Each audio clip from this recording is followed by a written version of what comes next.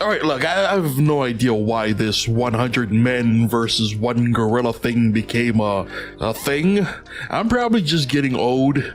But regardless, it sounded like it'd make for a fun video game, so let's go. Because, ladies and gentlemen, this is Dev Diary, a series where I try to make my own video games. So if game dev videos are your thing, consider subscribing to the channel and turning on notifications so you don't miss future videos. Now, it's just as you think in a style that I'm very familiar with. The player controls a gorilla in a top-down 2D perspective and has quite a few tools in order to dispatch the enemy humans. The player has a basic punch attack and can block to reduce incoming damage. The player can also do a dodge roll that will temporarily protect them from damage and will also deal damage to any people caught in its path. Now, should the player be close enough to one of these people, they can grab them with E, which opens up the player to a whole bunch of new options. Blocking while holding a person will use said person as a meat shield, who will of course tank all incoming damage. Holding a person also changes the player's basic punch attack into an AoE based slam attack that'll damage all within striking distance. And of course, the player can throw any held person with right click, turning them into a temporary damaging projectile. And in case it's not obvious, using a person as a shield or just to beat another person with means that this is a temporary state, and that person weapon will eventually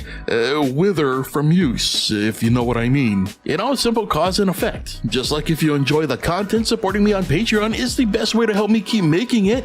Doing so can get you access to exclusive content and downloads, and even early access to the weekly Dev Diary videos before they're released on YouTube. So the player does in fact have to go up against 100 people. Each person has a chance of spawning with a weapon, either a gun or a knife. Otherwise, they'll just simply try to punch the player when near enough. Now, weapons deal more damage than fists, but people can be disarmed quite easily. For example, simply picking up a person with a weapon will cause them to drop it. Dodging into a person also has a chance for that person to drop their weapon. It should be noted, however, that any dropped weapons can be picked up by anyone else. It should be doubly noted that the player is one of those who can pick up the weapons, but I mean, this isn't Planet of the Apes, so all the gorilla can really do with it is throw them with enough force that they turn weapons into literal temporary projectiles. And just to keep things interesting, there is a slight chance that the people will actually be on the gorilla's side. All this really means is that the player has temporary allies who won't hurt them, but can still be hurt and used as shield/weapons. However, should there only be the player and their allies left, the remaining people will turn on the player and make sure that there is a definitive winner. And thus the round ends either with the player being defeated or the player defeating 100 enemies. And by the way, when people are defeated, they do in fact burst into a ton of confetti, because honestly confetti just seemed a lot more fun than seeing people just pop into blood balloons, The only regret I may have with this confetti is what it's likely done to the bitrate for this poor video. But anyway, that was about it. That's the game, based on the simple premise of the quote-unquote discussion that I'm still not entirely sure I fully understand. Regardless, this was a nice last-minute thing to put together. I honestly wish I had time to animate everything, especially like the gorilla, because it probably would have made the chaos even more fun to watch play out, But regardless, that's the project, my opinion on the final results, and so now I ask you, what did you think of the ideas? About what you would expect from the meme? I mean, maybe I just completely missed the mark, because I am old and probably out of touch with the youth of today.